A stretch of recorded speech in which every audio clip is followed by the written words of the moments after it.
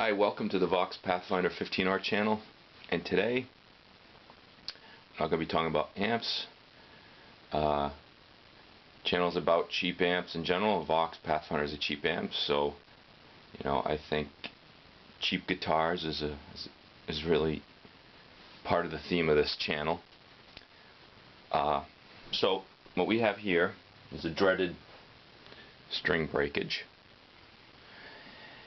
And I'm going to try and demonstrate how we can try to alleviate this problem. First, you have to identify which end the string is breaking. In this case, the spring is breaking at the bridge end. So let's get a closer look. Alright. So this is a entry-level Ibanez Geo guitar with a floating bridge. And I like it, As I'm getting nicer guitars, I still like to play this one. I still think it has a good tone, even though it's cheap. Just like Vox Pathfinder amps are cheap. They still have a good tone. You can buy $1,500, $2,000, $25,000, whatever, tube amp, and you'll still be jamming on a Vox Pathfinder 15R, or just the Vox Pathfinder 15. So the string breaks here. So what I want to do, trying to figure out exactly where it breaks. It's going to determine something. So what we're going to do, there's the ball end for that string. We're going to push that. I'm going to push that, through, and try to look at the other end. I'll wedge this Q-tip. Okay. So, and then we're going to try to look at the other side, see exactly where that string breakage is happening. Okay, so here we are. Sometimes the camera doesn't want to focus. I'm going to look for it.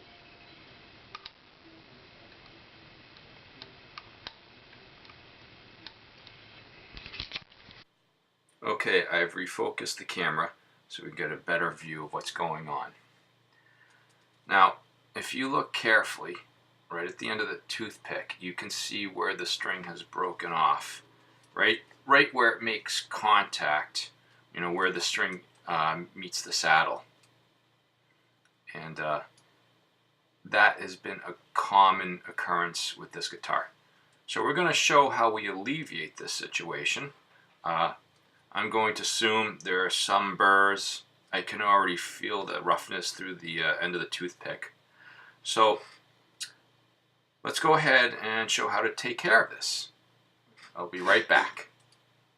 Okay, we're back and got the guitar set up in a camera-friendly place. So we got some toothpicks here, and we have a whole assortment of sandpaper grits off the side of the camera. And what you want to do is you want to cut a piece of sandpaper like this. We're just starting with some 150. Not going to use this very long. So you get a thin piece, maybe cut the length about that much. Then what you want to do is you want to roll it around a toothpick like so. And the toothpick is there to provide a little bit of backbone when you wedge some sandpaper down inside here. It's going to have a little bit of strength behind it. So you go into the saddle and you try to get the toothpick against this side. We don't want to sand this top edge because that's at a machined height, and it's important not to sand that, but we want to sort of blend going to it. And the toothpick is sort of a perfect width to get in there. You can see that. So imagine rolling sandpaper around it, and then you've got the perfect shape. Okay?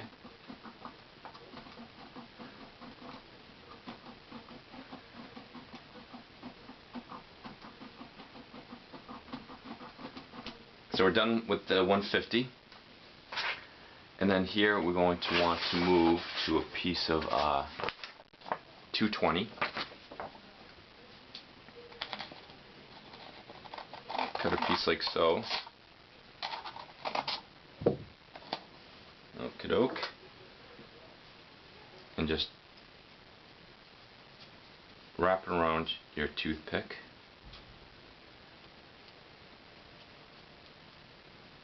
You know, it's a great annoyance having your strings break, but I think this is something you can do on your own. You don't have to pay anyone to do this for you. And you can really reduce the occurrence of string breaking. I don't think, you know, strings shouldn't break as much as they do in general. And if you have strings breaking at your bridge on these saddles, I mean, one thing to do is to upgrade your saddles to an some well-known brand name made out of some funky material that's sort of like a lubrication built in, and they're finely machined. That's one method. Another method is just doing this. Now that's good enough for the 220. We're going to move up to some 320 grit.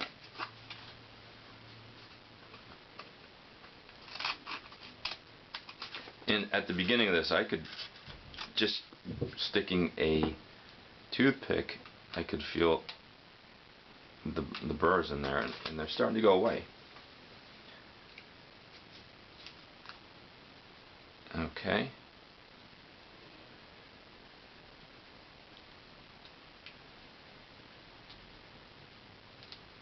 So we got the 320. So the idea is you just want to polish this back edge where the string's gonna fly over. And the thing is, this may not guarantee that the strings stop breaking right away. You may have to do this a couple more times. In the case of this guitar, I'm not changing the strings until I'm firmly satisfied the problem's gone away. So every time a string breaks, I just replace a single string, and I'll just go and give it this treatment.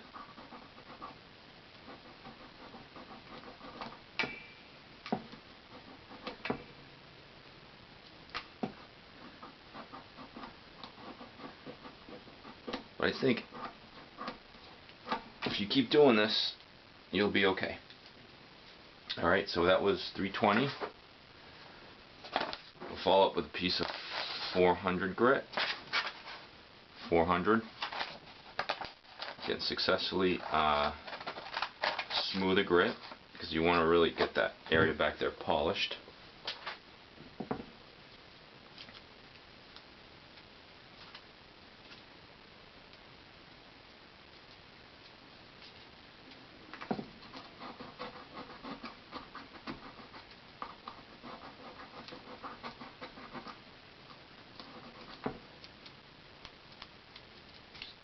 Make sure it's folded on there nice and tight. Okay. So as you can see, it doesn't take rocket science to do this.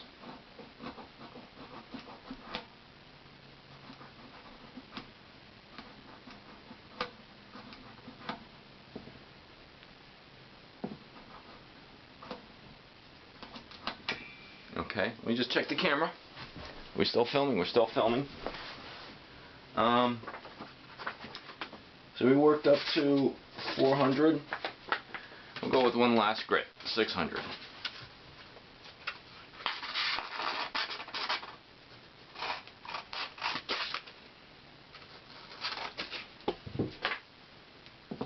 Okay.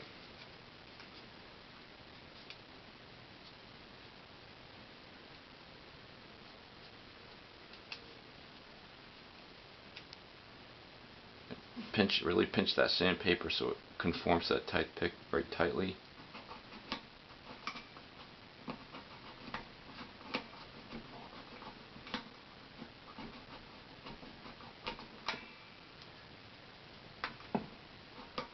And hopefully as you're doing this, you feel the roughness go down. Those are the burrs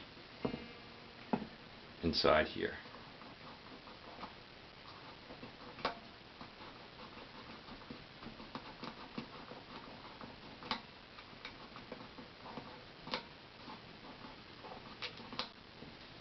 Okay, so that's that.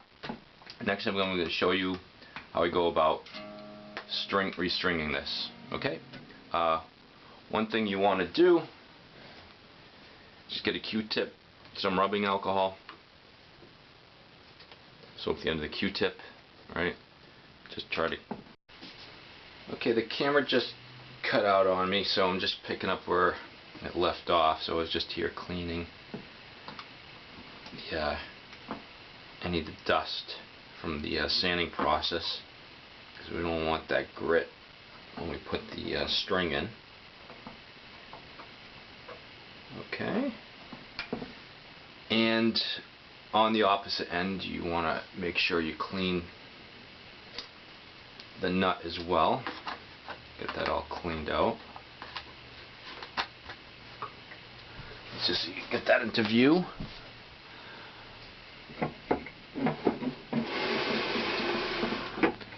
Alright, so I'm just gonna dab in that, the rubbing alcohol and a Q-tip. Should be good. Okay. Alright, so next step is to put the string. And I'm going to set this up and get the battery charged in this camera before we go ahead and do so. Alright, so I'll be right back. Okay, we're back. Battery's charged.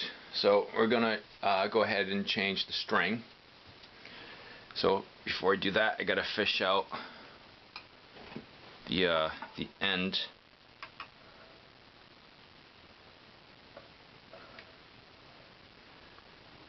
There you go. There's the remaining part of the string.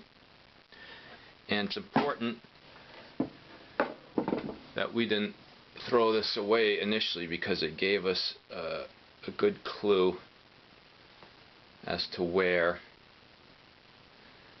the problem was. Okay, so you can see the kink there, where that's where it made the bend coming out of the tremolo block and then up through the saddle. Okay, so let's go to the string. And what I have here is a Diodario single, 9.5 gauge. All right.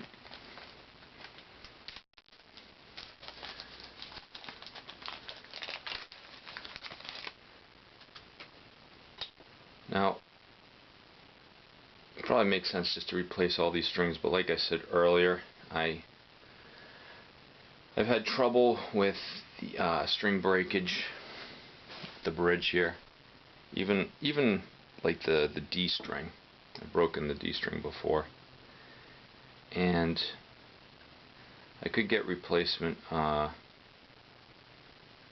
saddles, but you know, these saddles that are stock have a built-in radius into them,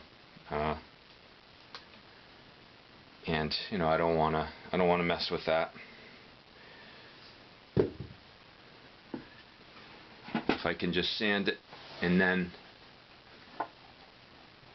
get it to not break as often, then I'm cool with that. Alright, so here we're going to go just sneak the string in.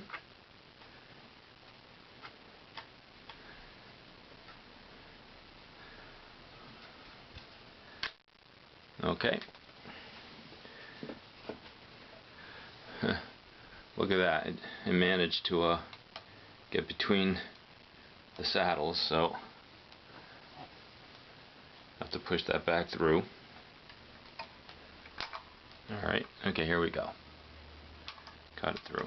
Alright. Now I want to show you what I do with the high strings. So let's just reposition the camera. Just get the remainder of this old string out. Okay. Alright. And I got this from, Ibanez. What you do is you want the tuning peg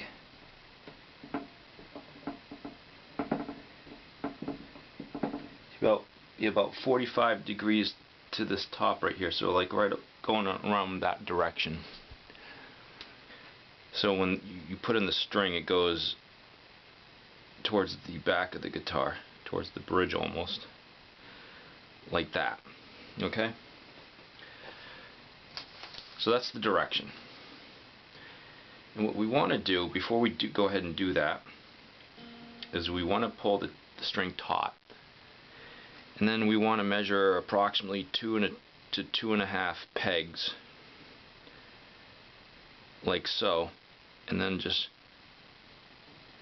bring it back. Okay, got that? So this would be absolutely no extra room for the, to wire to wrap around the tuning peg. So you just want to hold it taut right at the position of the tuning peg and bring it back about 2.5 tuning pegs. Okay, so what we want to do at this point, hold the string in that place with your other thumb, sneak the string in like so. Okay, now I want you to put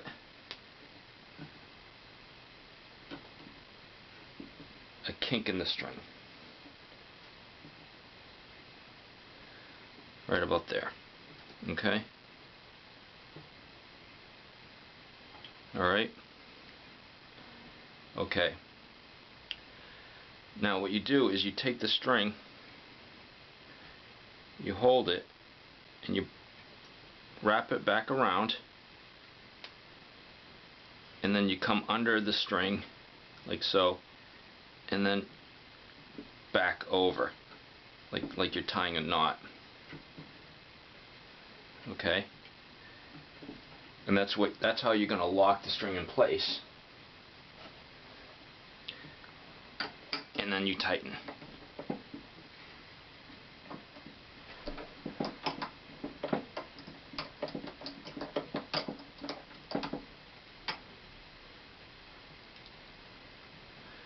So make sure, let's go over that again. You bring the string taut, and then you move it 2.5 pegs back, and then you sneak the string through.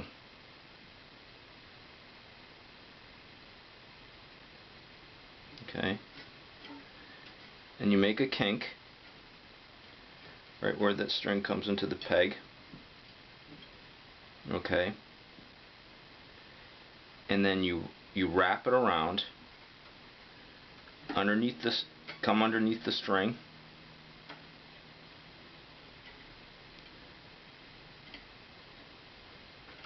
okay, and then come above, and then kink it, and then you hold the string here, and then you tighten with one of these automatic tuners.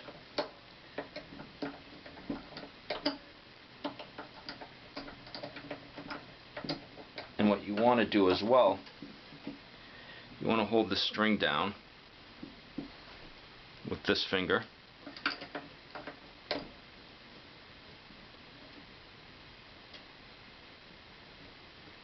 probably even closer would be good, and then you just continue tightening. And what this process does is it makes sure that the string really grabs and doesn't get loose, especially if you have like a non-locking tuner.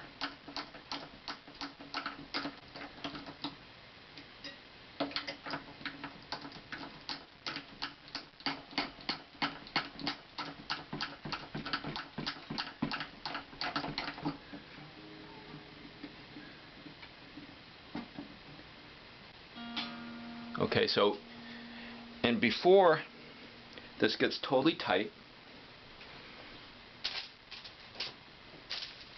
I made some lubrication for the nut in the saddle, and before we have no play to put this grease in, you just want to dab a little bit of the grease. So like I said, you just want to continue tightening until you get it to the pitch you want. That's a little too tight.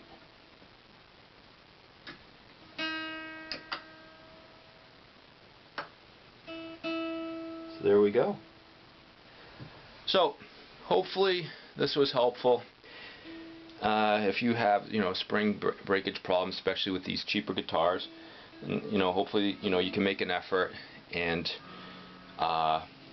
get to the point where, the springs don't break as much. I mean, eventually springs will break with hardening and use, but we don't want to see a premature life to the springs.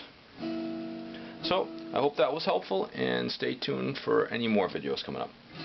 Okay, bye. Thanks again for watching.